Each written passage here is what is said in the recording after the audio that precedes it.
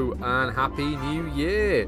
Welcome to this episode of the Imaginary Movie Podcast, a podcast where we play, is that from a Simpsons episode, that music? Over the intro. It's jaunty. Some jaunty 1940s music, and then we talk about a sci-fi classic. Yeah, Welcome, a sci-fi. Sam. Hi, David. Hi, David. Yes, welcome. Welcome. Sorry, to... did I use your Sunday name there? Yeah, Samuel. Yes, welcome, Samuel. I said Sam. Yes, hi, Dave. We're back. We're back to talk about movies in the new year. Back! That is 20. That's the one. There's the tape. Cut it. Film it. Yeah, I really enjoyed this kind of jaunty, completely incongruous music for the dark, gritty, sandy movie that we've just watched in Dune Part 2. But that's right. I think I was going to make a joke about the Frank Herbert one, but not the Frank Herbert one, the Rover Frank Herbert one, about the 1984 one. Yes. But you trampled all over that. So yeah, we did the one from last year.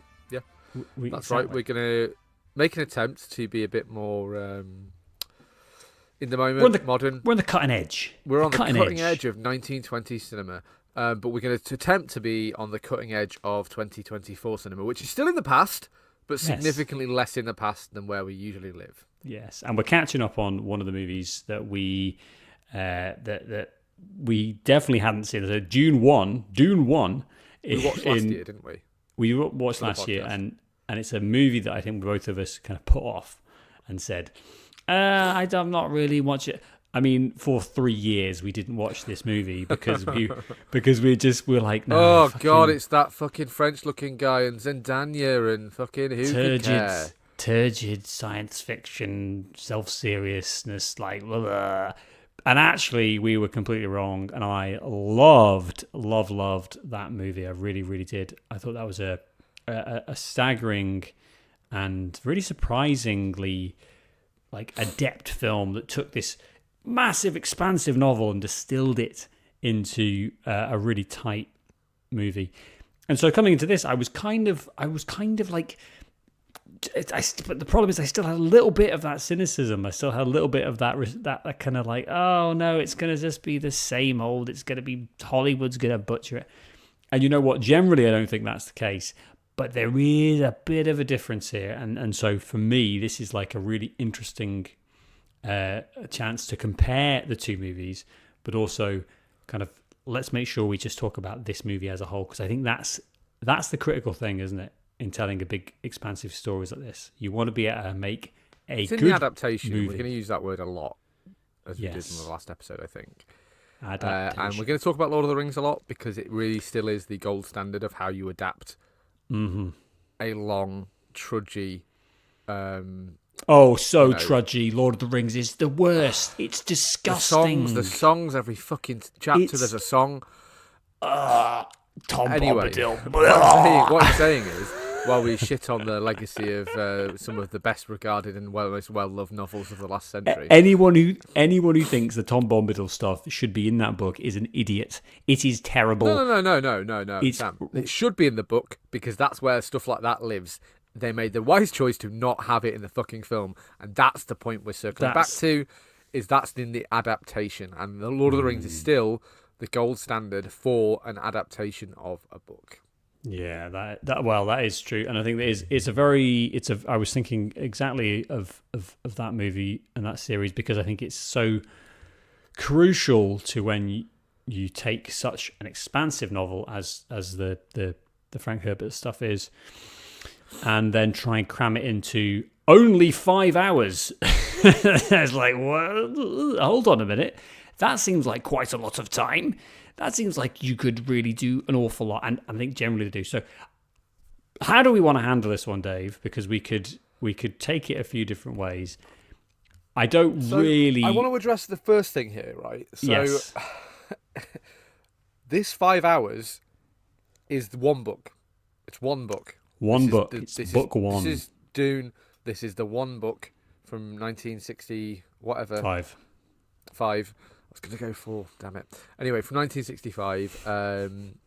And we talked in the first one how I think they made a really clever decision on limiting the scope of that first movie to like kind of the first, and I really should have done some research here, but maybe like the first quarter, the first third of the novel, in having it be all of our introduction, all of our setup, and then it kind of ends with we're on the run from the Harkonnen who've won, who they've killed Duke Atreides and they've killed.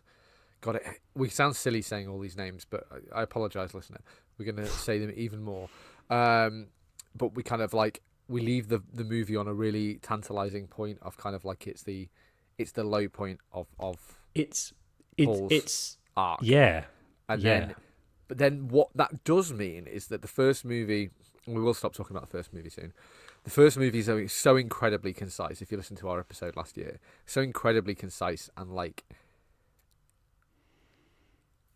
has the time to kind of be a bit ponderous and just take shots and give you tons and tons of visual storytelling and great performances, and then these really bombastic like the violence in that movie I think it is really well contained to like specific bits, and then the rest of it's kind of just this like amazing sound cinematography interspersed with cool sci-fi shit.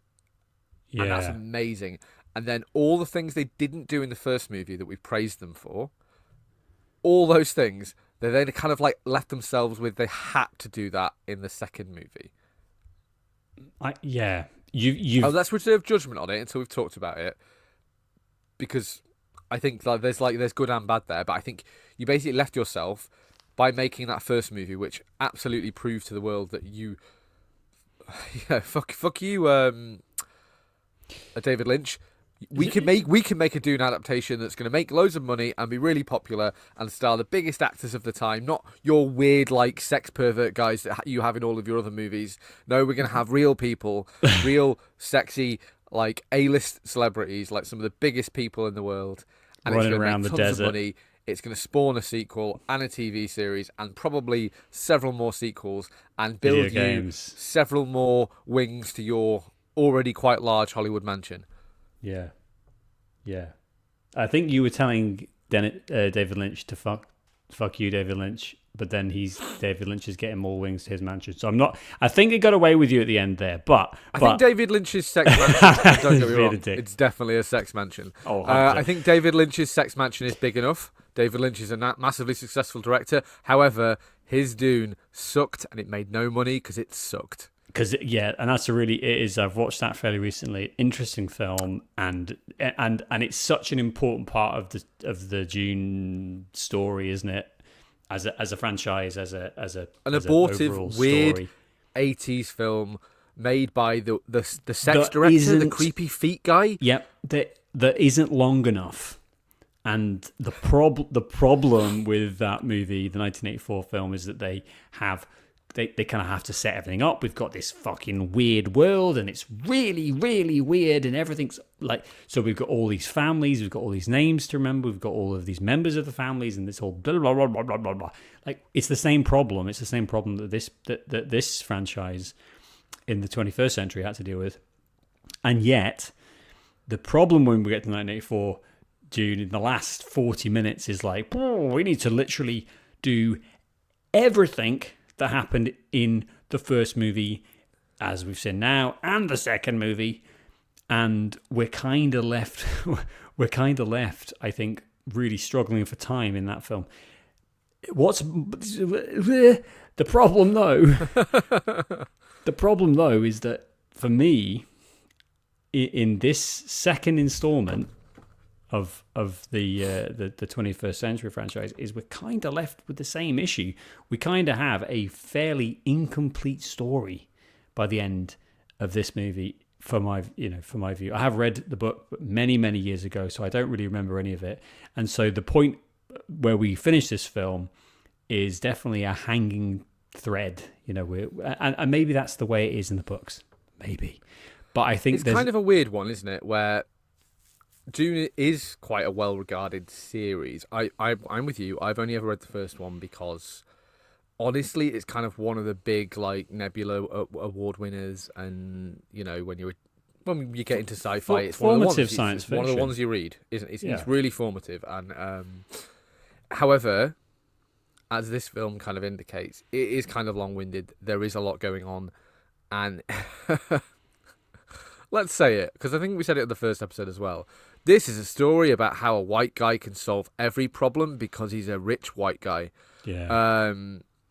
And the first movie I thought kind of didn't get away from that, but I think it wasn't as in your face as in this movie, where again, because of the timing constraints and because in the book, the fulcrum of the plot is kind of like this prophecy and the idea that this guy's the chosen one, which we've seen a billion times. It is the oldest, new under the sun. Most worn. Yeah. It's so worn it's see-through trope in sci-fi and fantasy, and we have that in this movie and in the book as well. And the book says like, and he did this because the prophecy, and the movie kind of didn't maybe like can't really write its way around that without fundamentally not telling the story. Well, without fundamentally, and let's keep the focus on the runtime just for now, because I think if you combine. By the way, just as a side note, Sam, this movie's 11 minutes longer than the first one. Yeah, it's not. Yeah, and that's interesting because it feels a lot longer than that. It feels longer, but also I think it's about how we manage to pace out some of the key elements throughout the story. So, cards on the table. Generally, I think I really enjoyed this. I thought this was kind of more of the same, and that's okay, isn't it? I don't think we need to be reinventing the wheel in an Empire Strikes Back type of way where we're like, oh, we're going to go a different direction here. We're going to bring in a new director who's going to act. No, that's fine. Do more of the same. And I think the first movie, as we've identified, is so concise because really not a lot happens. We get the introduction of the world, the introduction of the characters, and then we kind of see how that progresses and all falls apart. And Paul Atreides' world gets blown up, and he has, his dad dies, and the rest of it, and he becomes this nomad in the desert with the rest of them.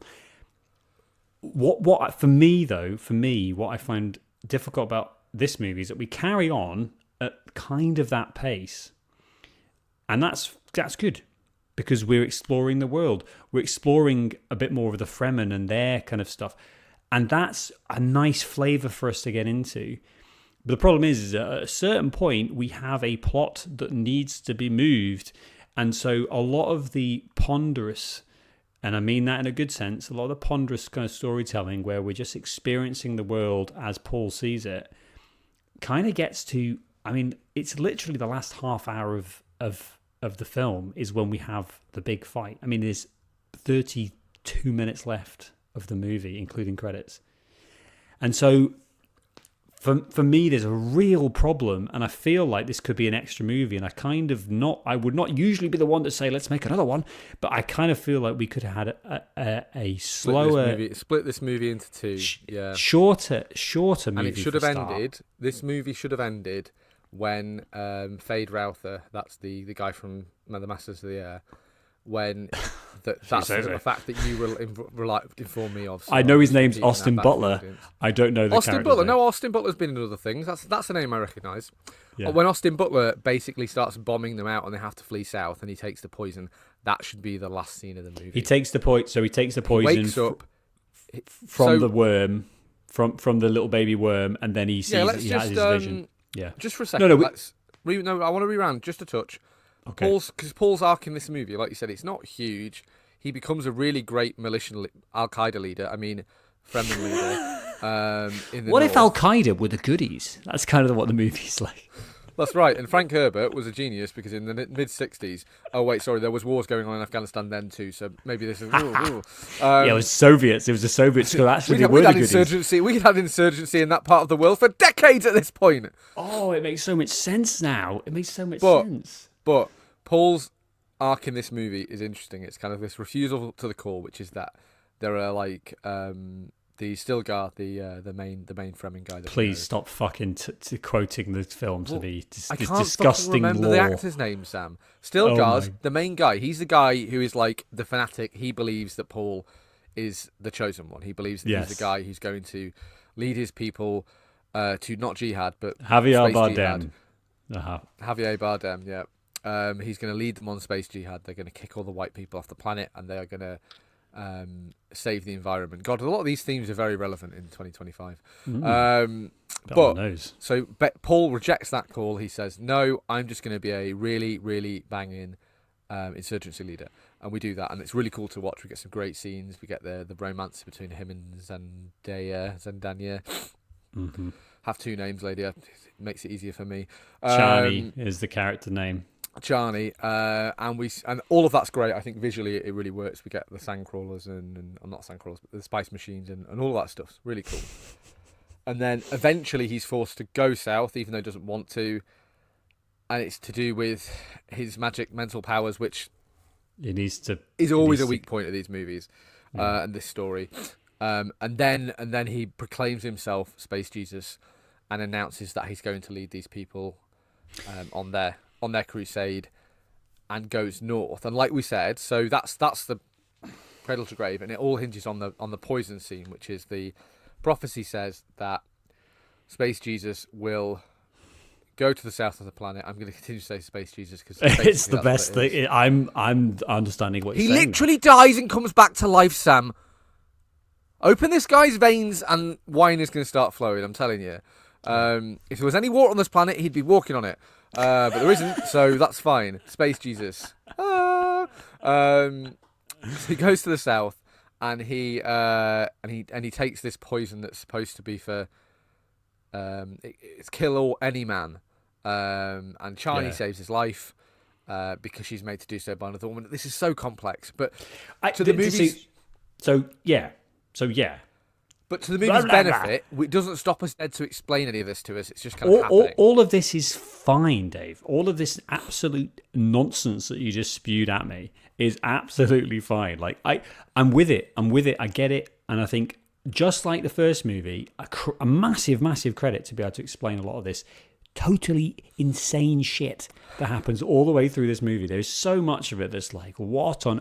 But we often are shown what's happening rather than being told, and where we're told, it's almost like they could read my mind, because there were certain scenes where I was like, what just happened? And then a character would swoop in and just tell me exactly at the point where my brain went, what I don't, what's it? And they went, oh right, okay, I'm with you, carry on maybe. So I think there's a really, really accomplished set of filmmaking that lays out all of your space nonsense wonderfully.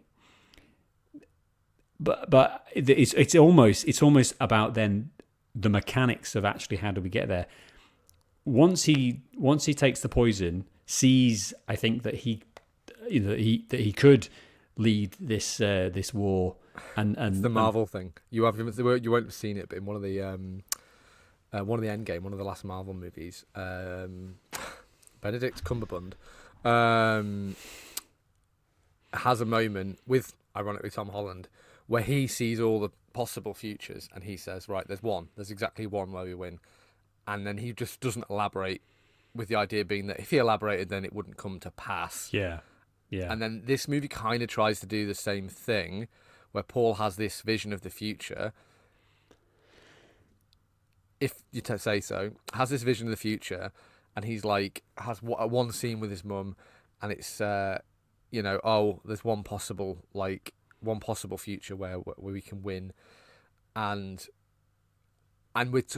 so we're given to understand by the end of the movie kind of what the context is, that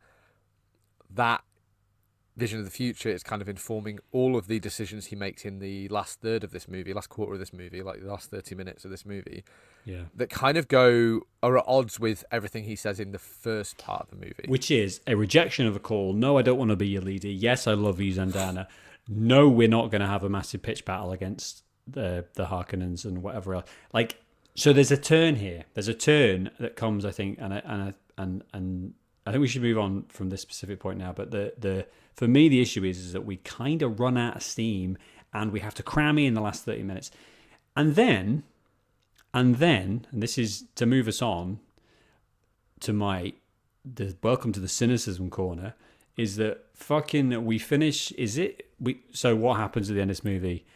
Paul stabs a guy, great, and it all carries on. There's no conclusion.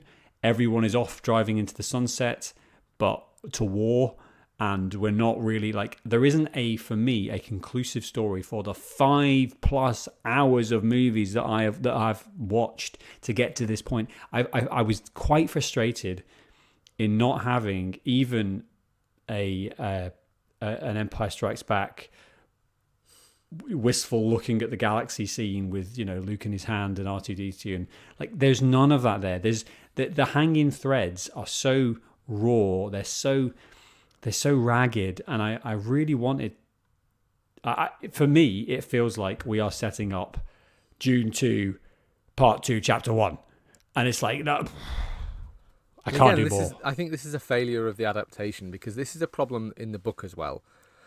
But obviously, in a book, you can set. Is this how the book ends?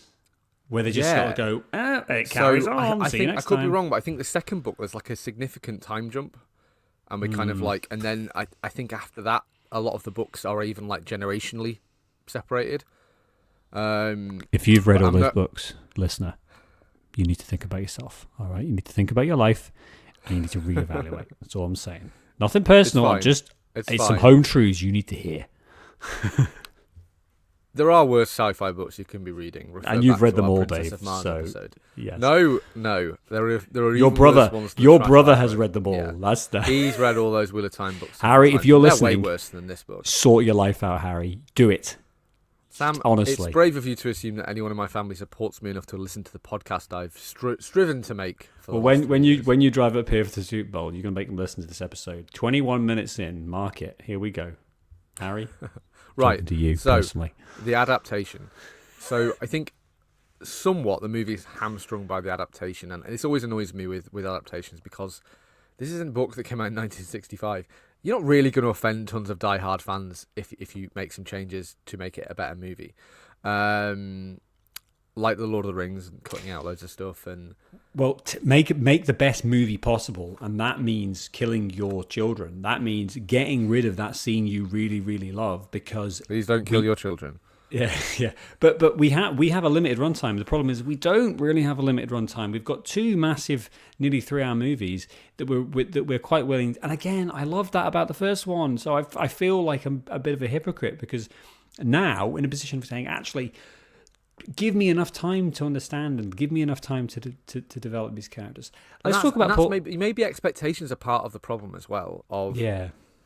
The first movie is wonderful because it doesn't really have to finish the story. It needs to get to the low point, and because I think it was always going to be we're going to make another one. And then, whereas this movie, I feel like felt the need to go and finish the story of the first book, when actually maybe make a trilogy. It's a bit trite. It's been done a million times, but like there's a reason that so many of these series are like they cut down into 3 movies rather than 2. Yeah. It's because there's kind of too much going on, which means that you can't give the full weight to. I remember the book, the last section, the bit when they attack the Emperor. I remember that being really bombastic and really like huge, massive. We're at the firework factory. Like, it's really cool. It's a culmination of all the things that you've been building up for the rest of the book. Whereas in this movie, it kind of feels like oh, fuck, we can't have a 4-hour movie come out. Who do we think we are? Sergio Leone? No chance. So we've got to kind of finish the movie. And so you miss out on a lot of the really cool stuff from the book. But seemingly they didn't want to cut out all of the stuff from the first 2/3, 3/4 of the movie, which is really, really good and paced exactly like the first movie, and that's maybe where it becomes a bit muddy. Yeah. So let's talk about some of the things I think that are crucial, good, but also we then lose. Do you like the black and white planet? Can we start with that? Yeah, it was fine. Like it's like there's lots of things like that I could quite happily get rid of that entire gladiator scene. You know, let's save some space, because I think the focus for me, the really important stuff for me, is Paul and Paul's journey from basically being a stupid kid to being the Messiah, to being a leader, to being a man. You know, there's an amazing journey here, and I loved in the first one how we got to see a little bit of a glimpse of that towards the end of the film, but really so much the focus was on his mum, Rebecca Ferguson, in a We'll talk about her as a separate piece because separate category. Yeah. Fucking love this performance, and it's a travesty she's not in it more. And so Paul's character, though, the Messiah, the rejection of him being the chosen one and being Jesus, space Jesus, is really clear. It's really clear throughout the movie, and so I think it's such an important part of his character. And there's almost a kind of save the cat thing going on here, I think, as well, about us. We don't want, I think, as a culture now, to be so overtly like cheering for the white savior who's going to come in and just swoop all of these Afghanistan, sorry, Fremen off their feet and say it's fine, I've got this. We kind of want to have, I think, a little bit of an exploration of this colonialism and this imperial mindset that basically the richest man on the planet, or one of the richest men on the planet in Paul Atreides, is now in the dirt. He's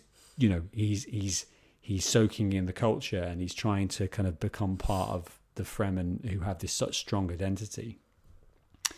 And the film's like so into that, and then it's just suddenly not. And this is, we've talked about it, so we don't have to hit it too hard. But it's that real sense, I think, of needing just a little bit more time to explore that and to see the journey that Paul's going on, or to make his initial rejection and then full-hearted embrace of his colonial role something that is like a negative thing. Like, can this guy be a baddie for a second? Because the movie's not really going there. It's kind of like from Zendana's point of view. Chani is the only character who's kind of like, yes, but like you said, it's not really given room to breathe, and we only really get it like when he basically announces, and it's news to her, that he's going to marry Florence Pugh, and she's like, say what? Yeah. And everyone else is like, what? Florence Pugh is in this movie, by the way. Just again, like it's just 7 seconds. It's too much from a filmmaking point of view, from a screenwriting point of view. The first movie is really good because you kind of leave all these characters out, and again, even the Emperor. The book's a mess. Yeah. But from a second movie point of view, and it's such a huge task, and I will preface this by saying I actually really still really like this movie, but from a screenwriting point of view, it's a really bad look to sideline your villains from movie one, who are still in the movie and still doing things, to spend half of it introducing a new baddie who's really good, but not really bringing a lot to the table. That the two other baddies, who again, the actors are under contract for this movie, and they're still a part of the movie. They haven't been killed off. And it's in service to the fucking book, but just combine some of these guys. Like, I really liked Routher, the baddie in this movie. I thought he brought kind of like a. But he's Darth Maul, isn't he? Yeah. Basically, no. Even worse, Sam. He's not really any, like, Dave Bautista's kind of like a different flavor of this guy, but they're the same bald white guy. Like, it's fine. Yeah. Pearly white. I really liked all the scenes with Routher, and I really liked the black and white Harkonnen planet and the gladiator thing. Was really fun. And if this was the second movie and a large chunk of it being devoted to that, and then the third movie is the culmination and all of these forces meeting, then I think you really have something, and you can kind of have the third movie being Paul starts to act a bit more erratic. He's doing things that don't seem like things that he would do based on the movies we've watched, and Chani can kind of be our lens to be like, actually, we're going to watch our quote-unquote protagonist kind of like start to become the baddie, and you could have it breathe a lot more. You could have cutaways to the Emperor and his daughter and the witches. You can have all of that and let it breathe in the same pacing, because I really like the first movie, and I really like 95% of this movie. I even like the ending. Again, it just feels like it just needs a bit more space. Yeah, and that's where there's a bit of a failure for the adaptation. I think that's exactly right, and well presented. And I think there's so it leads then, in terms of some of the specific problems that result, is that the Messiah stuff and the rejection of call quite quickly becomes a total embrace, as we've explored from Paul. it also means that we get a lot of some really, really key characters completely sidelined and not given enough screen time because, number one, we need to move the plot forward because we've only got 25 minutes left of the movie. And number two, we don't really get to know them. Let's finish on Rebecca Ferguson's character as what's her name? Christ. Jessica. But Florence Pugh is a good example of like, okay, so we get a little bit of interaction and she does have a couple of good scenes, but I'm not really like connecting that much to her and we haven't set up. Like what's her... Just one last time about the book. We've got time. We've got loads of time. Please don't lie to me. It's not going to be the last time, but carry on. It's fine. No. But what I mean is that the book is kind of like the reason that it's held as this sci-fi great, and we probably talked a bit about some of this in the first one, about how it's not included in the film and it's great. But in the book, it's this big like, I'm a basic white guy in 1965. Sorry, ghost of Frank Herbert. I'm a basic white guy in 1965, and I'm going to marry like, you know, feudalism and, you know, sci-fi. So we're going to make this sci-fi epic, but there's an emperor and there's dukes and there's royal families. And so the Atreides are like a royal family and the Harkonnen are a royal family. And in the book, there are really stringent like rules of etiquette that go on and really stringent rules about who is in charge of who. And it's not a case of like the emperor says and something happens. There are rules. There are rules to this intergalactic like fascist state. And that's really cool. We don't really have time to set that up in this movie, so we kind of have to cut away to Christopher Walken in a chair because he's also like 95 years old and, you know, he's only doing sitting roles now, and Florence Pugh, who are interesting characters in the book, and they present an interesting kind of like outsider's point of view, and we have to cut away to them and be introduced to them, but only for like you ask yourself like, let me ask this? You, and what's the point? Let me ask you, what does Florence... I mean, what the Emperor wants is, you know, I don't know, domination or whatever. What does Florence Pugh want? Like, what is her character's driving kind of story, purpose, or the only thing I can think of is that she wants to protect her dad. Like, that seems to be the thing that comes through.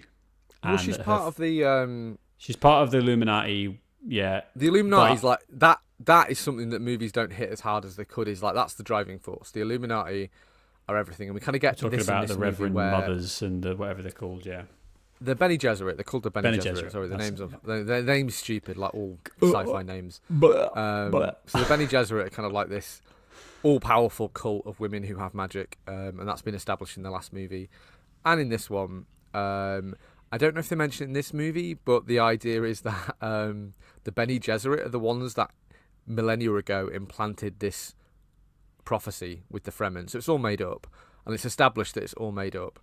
And it leads to kind of, in the book, it leads to kind of this interesting philosophical thing of like, is it still a prophecy if you've engineered it to come true and you said it in the first place? It's an interesting sort of thing. So Florence Pugh, Florence Pugh she's part of that. But she's also part of, like, if you look at it in the most basic, like, royal family, she's part of the ruling class. She is on top of the ruling class. So what she wants, in theory, and I don't agree that the movie tells you this particularly, what she wants is to keep Daddy on the throne because then Daddy's the emperor. And also, like, whatever she's doing with this gaggle of Illuminati. But she doesn't want, like, that to me is you taking that from the book, and I don't think that's in the movie. I don't think that's No, I think we're film. told that in the movie. I don't think we're shown that very well because we don't get enough scenes with Florence Pugh, and we haven't met her before. And she's mainly strolling around a garden, dictating letters. Mother, news from the front. Paul Atreides appears to be dead. It's shit. I really, really, really disliked because I don't think that is. She's given enough, and she's not given. She's so restrained by the role that she's given. I don't really, really get it. Even Sarsgaard playing this, you know, the Baron, disgusting. What are the two scenes he's in? He was one of the highlights of that first movie. It's amazing. But again, we're underused because we don't have the runtime, and because we've got now 40 bad guys that we need to deal with, and so we've got this kind of sidebar where he's introducing it feels like limited access to the actors. It feels like difficult scheduling to get everyone in, 40 hours for Sarsgaard to get into this horrible makeup. Like there's so much of it where it feels like the constraints of movie making as opposed to let's tell the best story we can. And the prime, sorry, before we move on to the prime example, Austin Butler is a bit like that as well, where he's given a lot, but again, what does he want? Why does he want it? Is it because he's evil? And that's pretty much the answer to me, is that don't tell me something from the book, I don't care. The movie is telling me he's evil because he's evil, because he's one of the evil guys, and there isn't. It really literally is. They talk about how he murdered his mother. Like, I think he is just evil because he's evil. And I don't really remember the book. I don't really remember him that well from the books. But again, because he's just a Harkonnen baddie, and the Harkonnens are the bad guys, and that's fine. And they can be cartoonish and bad, and I can understand that. Like, we want to control the spice. Everyone wants to control the spice because it's this, like, it's oil. It's not even very veiled. It's oil. It's how they travel through the stars. It's oil, and that's fine. And it's fine to, like, this is the only planet where we can get oil in the entire universe, and it's what we use to power our space V8s, and that's fine. And I can believe that there are evil people who want to control that, just like there are evil people who want to control oil in the real world. Crazy. Like, who are doing evil things, not necessarily because they're evil, although these characters do in fact appear to be evil as well, but because that's just how they get the things that they want. Yeah. The Emperor as well, and I can believe all of these people with their selfish goals. Like, on a base level, it's fine. I just think you are right. It's just a bit overstuffed. And the geopolitics of it all are really, really complex and fascinating and interesting, but that doesn't really get explored. But that's the trouble, is that's either. Kind of what makes the book, but it doesn't transfer. But it transferred to the first movie. It's the Trade Federation. I know, it transfers to the first movie, Sam, because they cut a lot of it out. They simplify it. But this is, and they tell it through visual storytelling, and we don't get a crawl telling us about the Galactic Trade Federation and fucking export duties. Yeah. Do you know what I mean? And that leads us to, I think, the biggest problem, the biggest issue with this limited runtime and this kind of lackadaisical limited plot. 5-hour runtime, yes. Yeah, I know. Seriously to God, fucking 2 hours 45 minutes this movie is Rebecca Ferguson's character. And this is I think, to me, I would really, really hope that she gets a nomination for a Best Supporting Actress, because I think, honestly, I really think this is something special.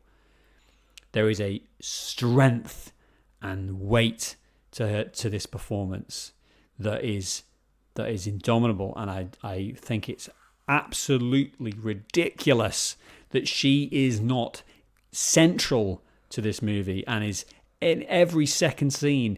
And yes, she's there, but because of the fucking book or whatever, basically she gets veiled up, she gets covered up, she gets pushed to the back, and we get this little sprog of hers becoming the main character. And actually, Rebecca is the power in this universe. She is absolutely incredible as a character, and I think it's and the memories of the book is like, fuck me, she knows exactly what's going on. She's orchestrating it. She's a pregnant woman fucking dominating everything that's going on, and the screen time of that is so limited. She really is. She recedes into this weird cult, whatever it is. Again, it's kind of like Dennis, I love what you're doing with this movie, baby. Let's have. I'm calling everyone baby in my Hollywood persona now. Hey, smushy! Oh, baby. Yeah. Baby, just like John Williams. I'm going to do a John Williams persona when I'm in Hollywood. Okay. I love, again, let's have a second movie where we kind of like don't get a lot of Paul. Let's have him. We kind of like have the odd training in the desert. Training in the desert, right? But we just cut to him, and it's like him and Chani, like, and we get, and then we can kind of imply loads 80s more fitness passes. montage. Maybe it's been like 2 years, and every time we cut back, they're just a little bit dirtier, just a little bit thinner, just a little bit more like, do you know what I mean, on the raggedy edge, because they're on an insurgency campaign. That's it. Pump it, Paul. You could do it. Come on, one more rep. That's right. Taste that spice. Again, Sam, touch jaunty, perhaps. I was expecting something like Eye of the Tiger there, but okay. A nice thanks for that view inside your head. Now, getting away from Sam's 1960s fitness montage. Hey, would you watch that? I would watch that. That's good shit. Absolutely. Now, you cut back to Paul every now and then. But most of the movie takes place. We are watching Rebecca. It's not Rebecca. That's the actress's name. It's Jessica. We're watching Jessica amass power with the Fremen in a similar way that we see Paul kind of like amass respect and learn things. We're seeing Jessica amass power. She's clever. She's 2 steps ahead. She's literally got magic powers, and she's a pregnant woman, and she looks as good as she looks. And I mean, makeup-wise. And the baby's talking to her. Yep. All right. To Paul. Okay. Don't Okay. fucking worry about it. Okay. But like, you can have all of that, and it'd be really kooky and weird. And I think that would contrast really, really well with the black and white planet. And we could still have our Fade Routher thing, and we still have our like evil Julius Caesar. Evil Nero. Regular Nero. We can still have our regular Nero. Historically accurate Nero. Historically toned down, perhaps, Space Nero. We can still. I think the black and white visual of that, I think, would play really, really well with the Jessica in the South with the Fremen, kind of like a stranger in a strange land, like amassing power and converting these people and doing it all from like this place of like diplomacy, so in control of the intellect. knowledge and the prophecy and things like that. And we can have the second movie just be about building and building and building and building and building. And the end of the movie, Paul comes back. He's like, I'm a Al-Qaeda war leader. I'm amazing. I'm going to continue to blow up convoys of American troops. But then we have the poison scene, and then the third, we can really lurch into the third movie, having established all these people, and it can just be like, we're having a weekend sleepover at the firework factory. There's a crucial, you know what I mean? 100%, and there's a really crucial point there about the oppositional relationship between Paul and Rebecca, between mum and son, and that in this imagined movie, with our kind of montage and Chani and come on Paul, that's it, one more rep, like baby. I would like to I'm really regretting that persona now. I really like to workshop our montage music there. I think it needs to perhaps be a bit punchier. I'm sorry, we're going with this track, but this is we can have that, and we can basically have the forming of the relationship between Chani and Paul, and that is key. And we see that in the movie. We see them coming together, and we see having that strong foundation. And then what is kind of on the table but not really there is the fact that Rebecca clearly doesn't really like this, because she's not good enough for my boy type of attitude, where she's She's also part of the eugenics Illuminati, which this movie does go into. Yes. So she was never going to be okay with that, Paul. No, because it's a power broker, and there is that conversation, but again, we don't really get the time. I think we get told and not shown, which is the exact opposite of what this the first movie did, and for a large part this movie does as well, is that actually there is. Paul has to make a choice, and he makes that choice in the last 30 minutes of the movie. Job done.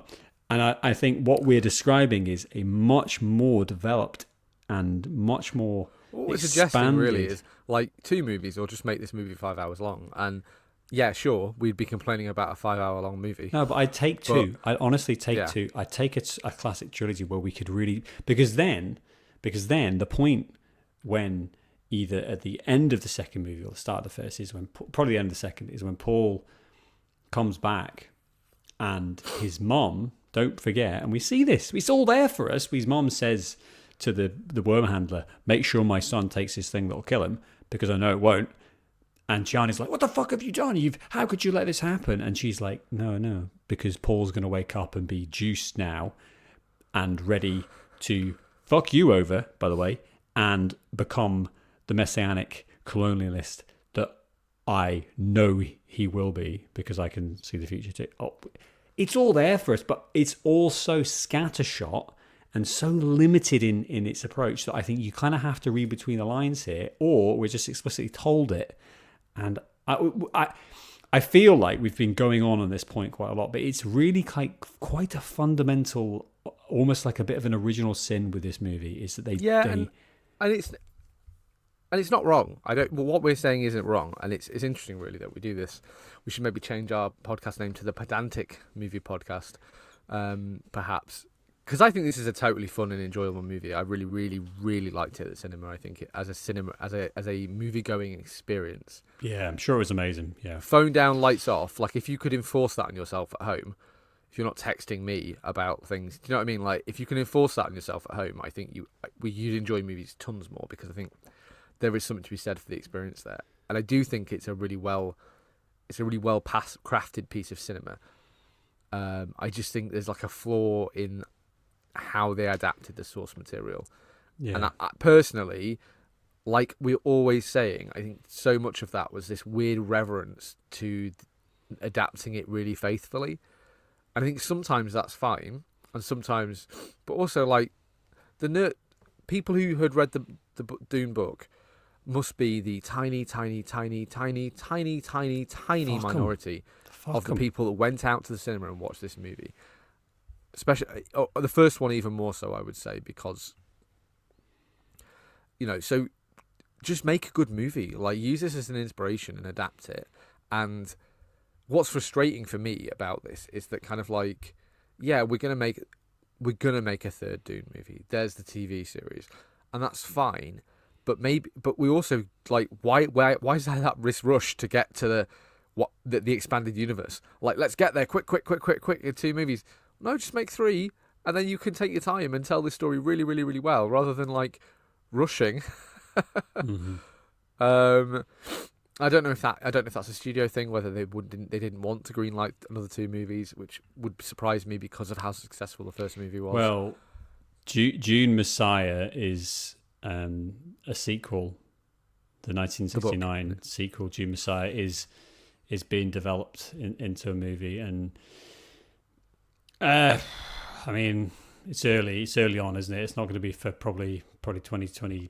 It's fine. It's not something I would potentially rush out to the cinema to watch, but I'm sure it'll be fine. And if Villeneuve's involved, then I'm sure it'll be good. I'm kind of there for it. I know I'm kind of there for it because I'm interested in this story, and I'm interested. It's all there, but I just I don't know. I find it very difficult, especially because it's the last part of the movie that you kind of left with this. Okay, but let's go back to that your point there about actually this is a really enjoyable movie, and I think sometimes we do get sucked into the negativity because hey, we're podcasters. But yeah, we sit and bitch and moan for 50 minutes, and then I go, oh yeah, anyway, 5 stars, great movie, don't miss it. It's good to be self-aware. Look at my letterbox review where I talk about how amazing this movie is, and then good to be self-aware. Just ignore what we've said for the last 50 minutes and just listen to that. But I think there is so much to enjoy here. There's so much of this story, and I think probably it's a movie that I think as it ages and as it becomes influential in its filmmaking, and that is almost like a slow filmmaking, but we're really going to take our time with this, and we're going to really present it. I think it's really key. But the problem is its strength is also its weakness, and because of the poor pacing issues towards the end. So that's why I feel like if you're listening to this, listener, and you're thinking, "Fucking hell, these guys are moaning about this movie that's really, really good." Absolutely, but you can't. I think you can't make such an error when that error is so fundamental to the movie. For me, it really feels like we're left going, see you next week for another episode of Dune. It's because I wanted more, Sam. I talked about the last conclude nerdy it shit for right us. You talked about what? Sorry? So the last nerdy shit here. So the final battle's good in this movie. I really liked it, but